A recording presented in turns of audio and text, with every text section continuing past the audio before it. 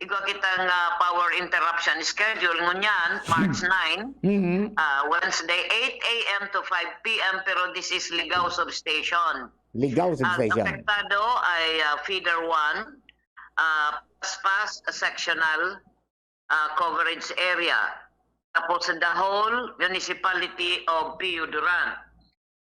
Igwa po kita ki mga aktibidades naman ngunyan. Igwa kita line clearing at saka pole substitution. Kaya ayun ini ngunyan ang tuyang schedule for today. And sa March 10, Thursday, 8 a.m. to 5 p.m. naman, Pulangi Substation, Feeder 4. The same activities, pigigibuta ini, tangani na ma-improve ta ang sa distribution system.